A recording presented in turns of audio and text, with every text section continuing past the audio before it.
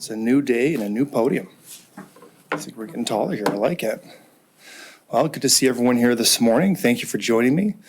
I hope you're all getting ready for Christmas and got your shopping done. I suspect the malls won't get any less busy, but I'm grateful you took some time to visit with me this morning as I give a post-session wrap-up.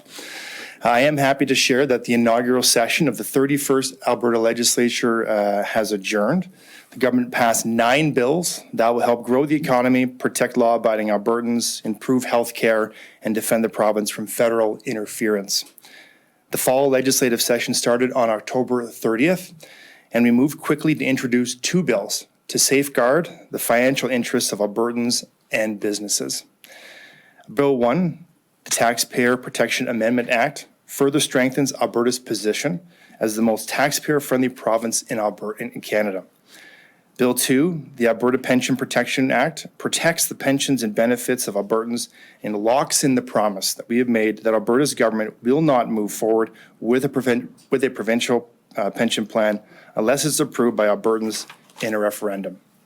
Furthermore, through the unanimously passed Bill 3, the Opioid Damages Cost Recovery Act, Alberta's government has strengthened its case against those who have contributed to the creation and proliferation of the addiction crisis with opioids.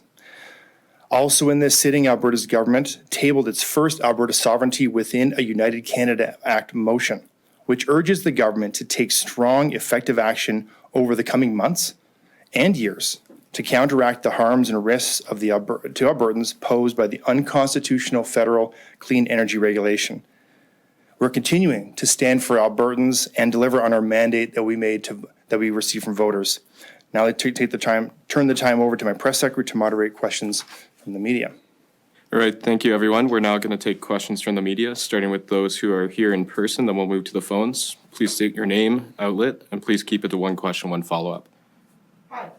I have that was a lot of backwards-looking questions, but I have forwards-looking questions. I guess let's start with the Alberta Sovereignty Act.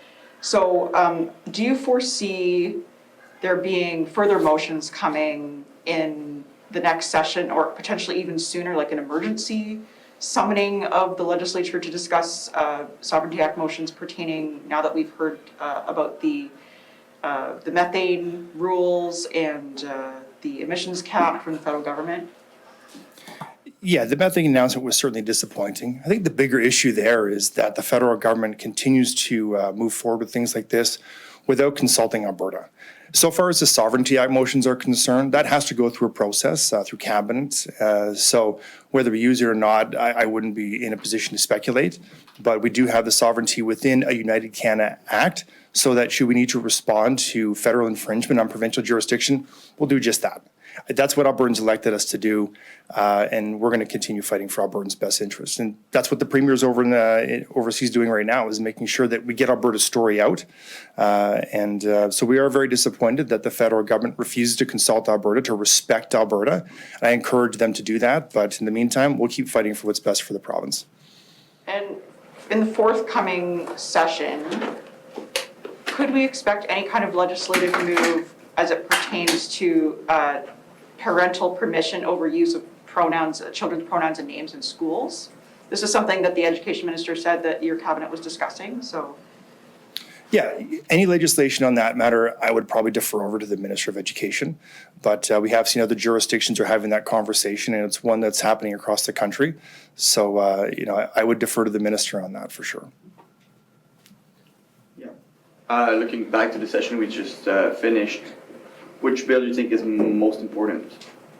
Well, it's like asking you what your favorite movie is. I mean, you guys start picking with genres, then you go from there. But I think they're all great pieces of legislation. Each one has its own important effect on the province of Alberta, defending our best interest, protecting Albertans where it matters most in their pocketbooks and their homes on the streets. One bill that I feel very strongly about on a personal level as the MLA for Carson 6 is the Opioid Cost Recovery Act. Many of my constituents are stuck tragically in the cycle of addiction, something that has been proliferated by bad actors, and our government is taking real steps towards recovering costs incurred by the healthcare system and making sure those costs go back to helping those who are stuck in that tragic cycle get out of it and getting back to being contributing members of society. And so I feel very strongly about that bill. I'm very pleased, and I applaud the Minister of Mental Health and Addiction, my good friend Dan Williams, on his hard work with that. And the UCP promised the creation of a new tax bracket. Should we expect a bill concerning that before or on the day of next budget 2024? Great question. Again, probably going to defer to the Minister of Finance on that. Usually in my pre-session press briefings, we go over the legislations coming forward. It'd be a bit premature to start speculating on those kinds of things. But again, if you go back to the Taxpayer Protection Act that we passed, Bill 1, we feel very strongly about letting Albertans keep as much of their own money in their own pockets. They would be the best stewards of their own money. And so as a conservative government, that's really what we're mostly focused on. So again, with specific legislation, I would defer to Minister Horner, but at a high level, our government is laser focused on helping Albertans through this affordability crisis. All right. Any other questions in the room? And just a reminder, please state your name and outlet. All right. We're just gonna move to the phones first. So operator, can you please put through the first caller? Catherine Bukowski, Alberta Today. Hi, thanks for taking my question. So obviously in February you have to come back for the budget. Is the intention to sort of hit the ground running in February and start up the session, or are you just coming back for the budget and then taking off for a bit? Thanks for the question, Catherine. I wouldn't suspect we're going to deviate too far from precedence on going back to session in February.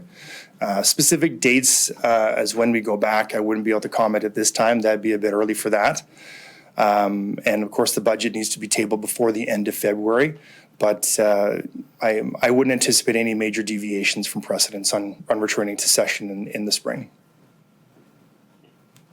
And a follow-up? And as a follow-up, you mentioned the importance of these bills, and yet on ones like the Alberta Pension Protection Act, you brought in time allocation, like, for example, at third reading before debate had really even started. There was an opportunity to have those evening sittings to allow for several more hours of debate. I'm wondering, if it is such an important bill, why not take more time to make sure that all the pieces were in place, that it was the best it could be? You know, I would argue that it is the best it can be. We heard multiple amendments from the NDP caucus that we didn't feel fit the spirit of the legislation, so we did not accept them.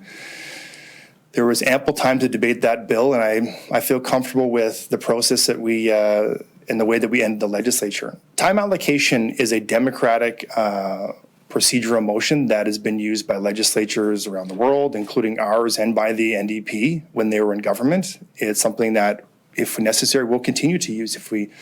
But looking at the progress we're making on the bills and the open threats the NDP was making with regards to extending session, going into Christmas, or even further, I wasn't prepared to play a game of chicken with the NDP. We have an agenda to fulfill, and that needs to be done in what I think is a timely manner. This is the people's business, and so we use time allocation, which I felt was a fitting use of procedural motion to get us through these legislative pieces, get us through the session, and get these bills to royal assent. All right, that concludes all the time that we have today. Thank you, everyone, for coming. Okay.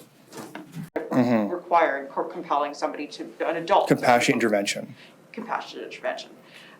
So do you have any insight into when we might expect that to come up? Is that a spring goal, a fall goal, a 2025 goal? Again, you know, when you're asking questions about specific bills, the Minister of Mental Health and Addictions has always made himself readily available, and I would encourage you to reach out to his office. You know, I can only comment on the past session that we just finished.